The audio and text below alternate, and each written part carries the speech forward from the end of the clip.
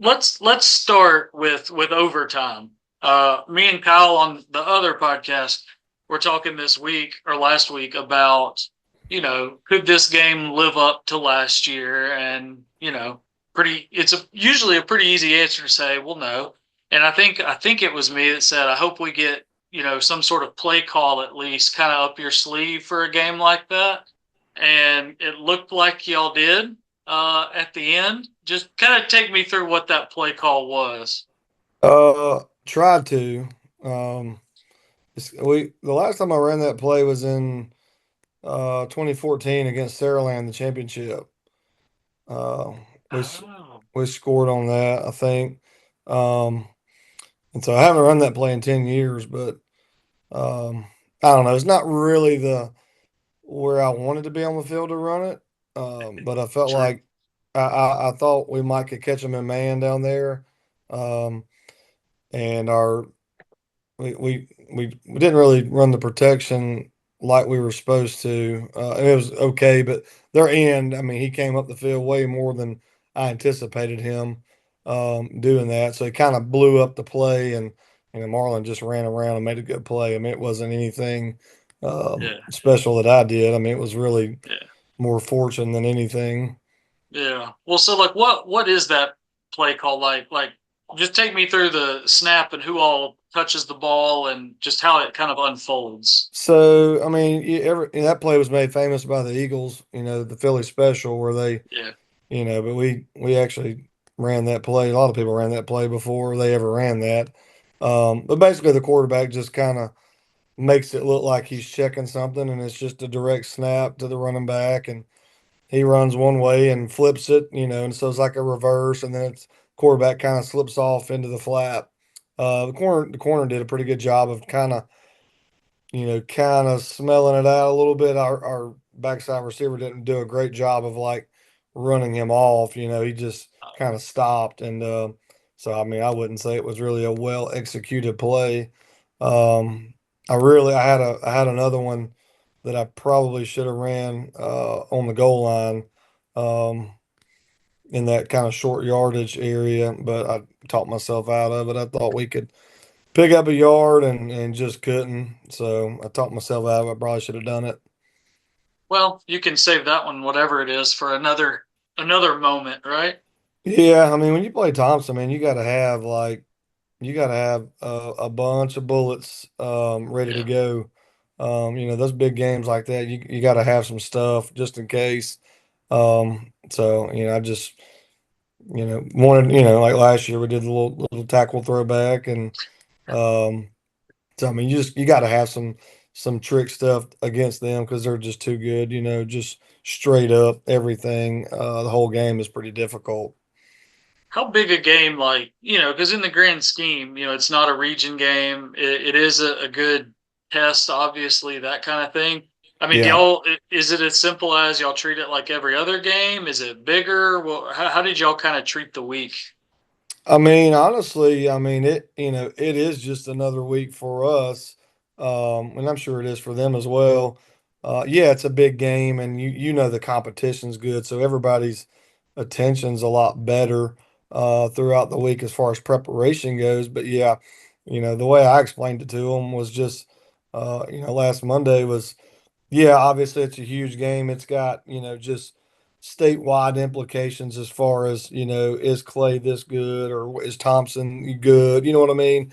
Um, and so, people look at it like that from that perspective. But for me, I like to divide the season into two halves. And so this was game five for us. So this was like kind of the end of the first semester. This was like semester exam for the first semester. Um, Yeah. and I would say we barely passed the test, but passed the test nonetheless.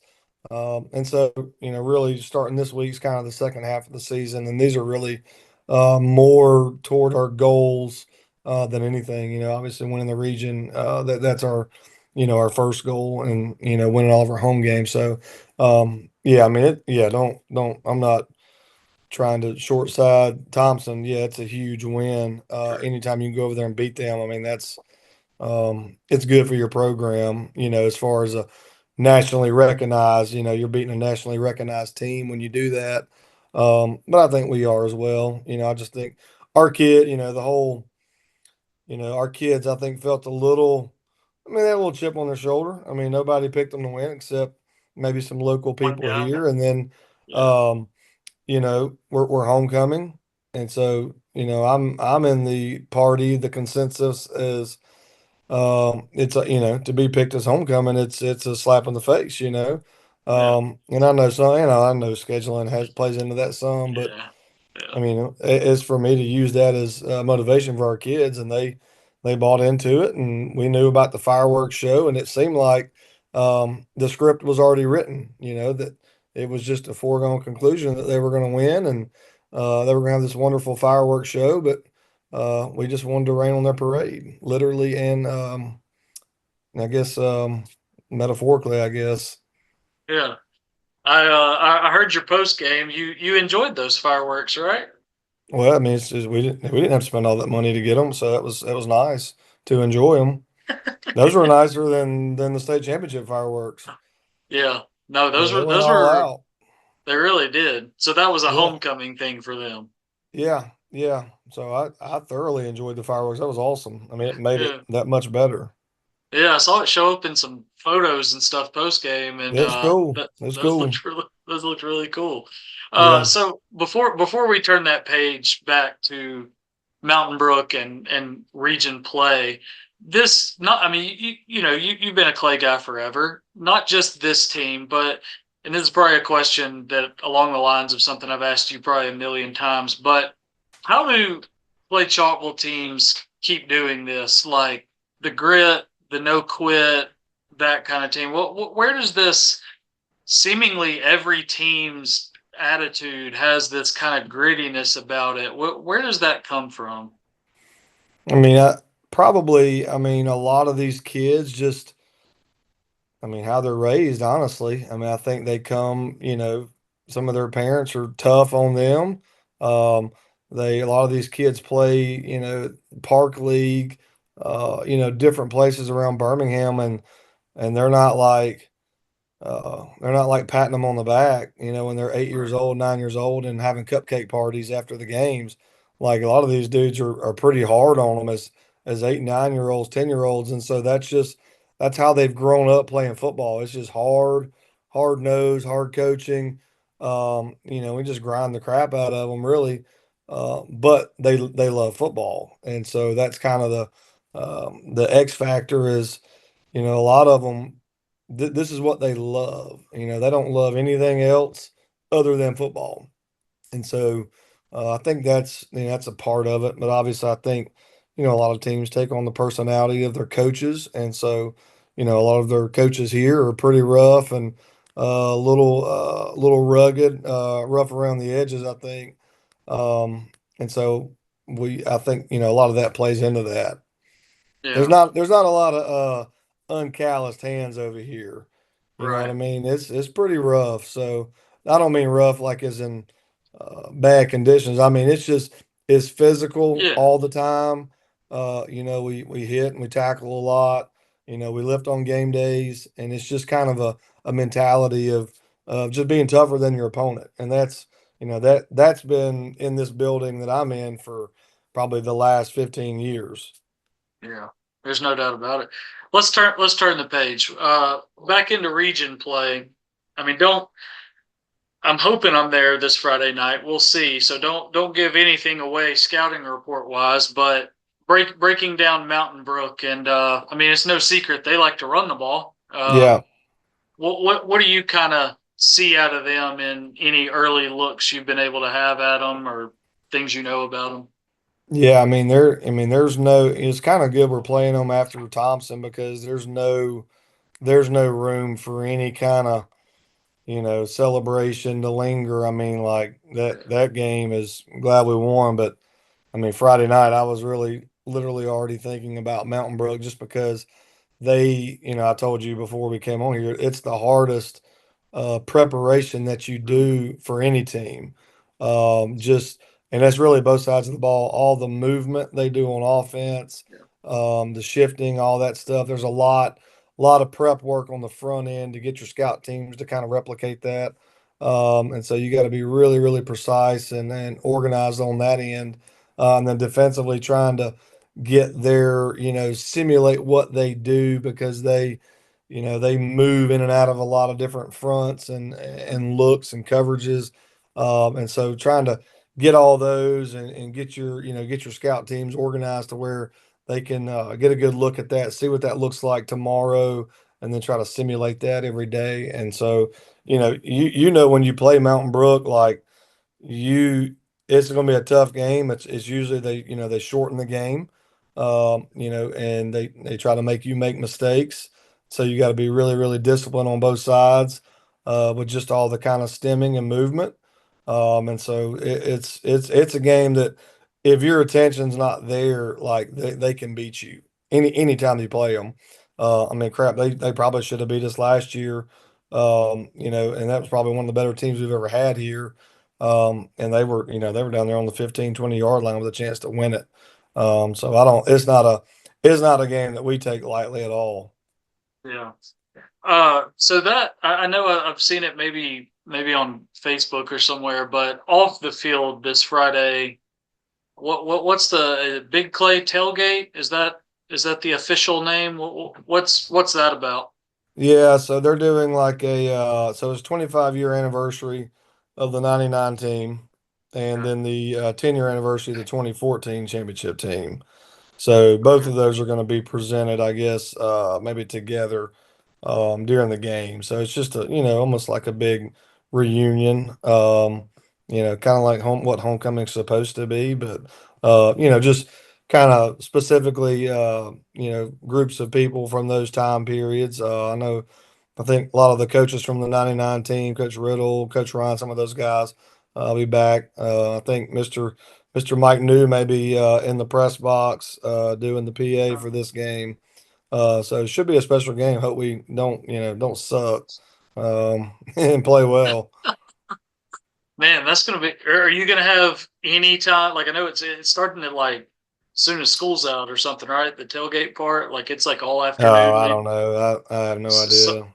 you gonna get to visit at all, or are you gonna be in game mode I mean, I may say hello and but and then nah. I bolt mean, bolt right back?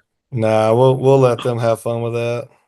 Okay, yeah, attention's got to be elsewhere. Yeah. Before that game, I'm supposed to have on this podcast, Aaron Fry and Jabari Staples at the same Yeah. time. Okay. What should I ask them about? You throw me a question and I'll ask it to them. Give me anything that you would want them to talk on. Make it Um, interesting. man, I don't know. Those guys are, two pretty just they're really, really smart kids. Yeah. Book smart. They're very, very book smart. Um, I don't know, man. They're just kind of all football. I know Jabari, he works a pretty good bit. I think he's had a bunch of different jobs in the fast food industry. Um, Okay. and so I don't know. I'll get it out of them. I'll try to anyway. Yeah, I like that. I like that off the wall, off the field stuff. So I'll see what I can get out of them. How yeah, Let's start to kind of wrap this up. How do you kind of manage? So I'm looking at like y'all took the open day, then you go to Thompson for the non-region, and then back into region, like we just talked about, against a team like Mountain Brook that you mentioned is the hardest one to kind of prep for. And I know I'm asking you to look ahead a little bit, but then the next week you host Huffman, which I know there's history there. You can call it a bit of a rivalry in a way, at least dating back to 2011. And Huffman's had some hard times, so that's an easy game to look past for some people. And then that next week, traveling to Oxford, it's just kind of an interesting stretch of at Thompson versus Mountain Brook versus Huffman at Oxford. How do you kind of being the first year guy here, how do you kind of manage that week to week region mindset going down the stretch in October? yeah. I don't. I mean, we had an off week before Thompson, Mm-hmm. and so we didn't. we didn't really prep for Thompson during that off week. We really just did a lot of us on us stuff, and we really self scouted a lot, tried to break a lot of tendencies, just working on things that we haven't necessarily done a lot of in the season. Yeah. And then I tried to, for our defense, I tried to run a lot of similar things that Thompson and Mountain Brook and Oxford run, just to kind of give them some previews of that. Because I mean, really and truly, they're just concepts that are all very similar. Oxford, I've actually watched Oxford a couple times on offense just because of the way the season's played out of who we've played next, and we're very very similar offensively as far as like formationally and some of the things that we're doing. They're very, very similar. I think they follow the same Twitter pages I follow. Um, so just try and I worked a lot of outside zone during that time just for our defense because Thompson ran a lot of outside zone. Obviously Mountain Brook, that's what they're experts in that. So just wanted our defense to see that, and then defensively, our defense is very similar to Mountain Brook's defense, with just the kind of the odd even fronts and the movement and just chaos at times. So it was really good to kind of see that and kind of prep for that. But as far as week to week, I mean, I don't really look ahead to anybody. I mean, I just kind of game plan for that week, and I really can't uh, do two of them at the same time. I just can't do that. Yeah. Let me ask you one more thing. So, over the years, Clay's offense, gets, any team's offense gets a lot more praise and that kind of thing, a lot more headlines. They're the ones scoring the points and that kind of deal. But I mean, y'all gave up what 13 points to Thompson, and it basically just about Well, all it really, it was almost about well, seven. It'll be, yeah. yeah. So I I'm mean, not like sure that last one. the one That's that why I was. That's why I was in the end zone. I was trying to see talk about if the it one could that be. wasn't a completion. Yeah, I was trying to see if it could be reviewed, and all the referees are down the end zone, so that's why I ran down there because surely to goodness I wasn't the only one that saw that. No, I think it became pretty apparent pretty quick that that ball bounced off that red turf. Yeah, yeah, I won't. I probably won't run down as far next time. But man, that I just couldn't believe that I was the only one that saw that. Yeah. Well, so now that they called it what they called it, but y'all are giving up 5 points per game, and that Yeah. went up. That went up from like 3.5 or something like that. Did you expect? I mean, we're 5 games in, but did you expect this defense to get after it this To be much? that good, yeah. Yeah, I practice against them every day.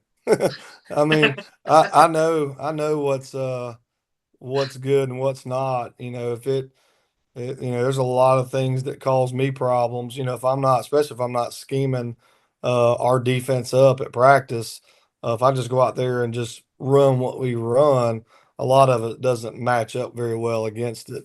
And I knew with that D line coming back, you can lose. I mean, it only takes one guy to mess up an offensive play, and it's over. You know what I mean? And 10 guys can mess up on defense and one guy can make a play and it's a good play. Yeah.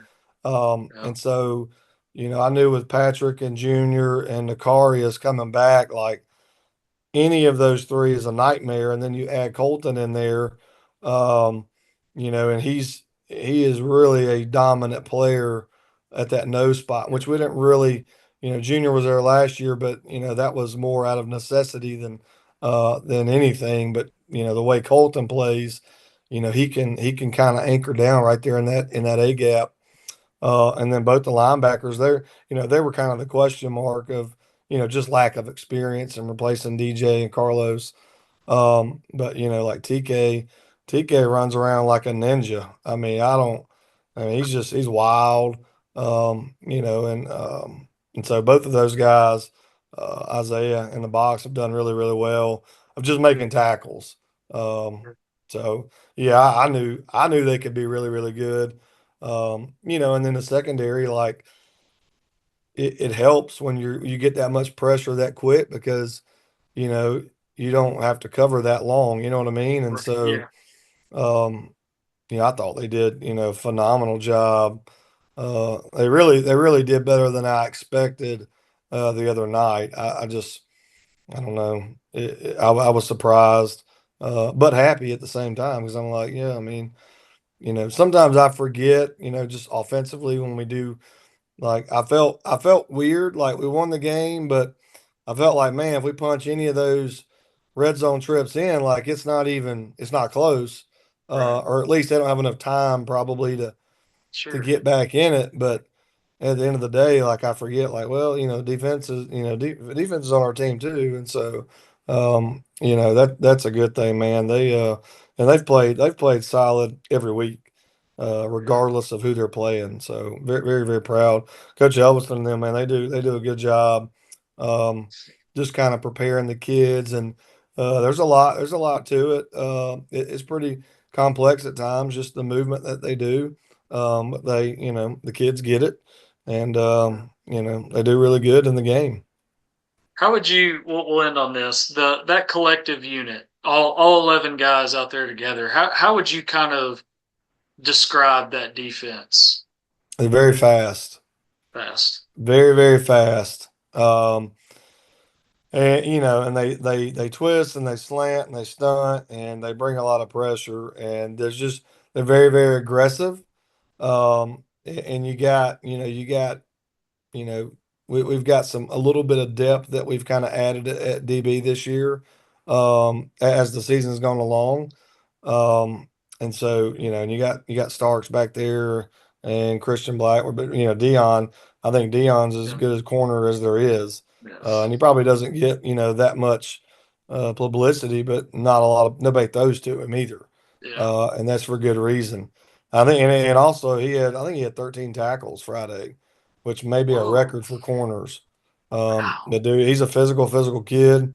He was out here today just, doing drill work on his own. So, they're very, very fast, very physical, and I'll tell you, they're very unselfish because a lot of times that style of defense is not like Patrick. Patrick maybe had one or two tackles the other night, but it wasn't really in his job description to get many tackles. We basically just had him charging the mesh point with the quarterback and running back. They have this little run pass concept they do a lot. Yeah. And so if you put a lot of pressure on the quarterback at the mesh point, it's very hard for him to read whether to give it or pull it. And so he gave it. He didn't pull it once, and I bet you they ran it 30 times. Wow. And you want that to happen, because once he gets out on the perimeter, it kind of opens up a little bit more. But we kind of forced him to give that. But I say all that to say that he was just very unselfish and disciplined of just doing his job the whole game. So it Yeah. didn't show up in the stat line, but we know, internally that all those runs and Dion's 13 tackles came from that. Yeah. Well, that's what matters. Y'all see it, and beyond high school, people at the next level watching those huddle tapes and stuff, they're certainly going to see it too. And Yeah, that's yeah, that's ultimately what matters. So I should hopefully, barring anything unforeseen that I don't know of yet, maybe Kyle will take the game away from me on our drive to Atlanta tomorrow morning. I don't know, but barring anything unforeseen, I should see y'all this Friday night for Mountain Brook at Clay-Chalkville, Class 6A Region 6. Should be yeah, a big night, and hopefully no daggum rain. Um, yeah. I think we've played in rain 4 out of the 5. I'm so tired So of it. I'm so tired yeah, of it. We got yeah. drenched Kind of at gotten some. used to it now, man. I'm ready to be done being used to it because that's how it was Friday. We I need we was, need to go into meteorology is what we need to do yeah. Oh because well, I know you're it. big into it. I actually saw James Spann at the game Friday. Gave him a hug. There you He go. knows There he you knows go. I'm an often tweeter at him. That's awesome. Well, I should see y'all there, and it will be dry. It's going to be dry. It's going to be a perfect night for football, and can't wait to see it. Yeah, man. Appreciate you. Yeah, man. Appreciate you. All right, see you.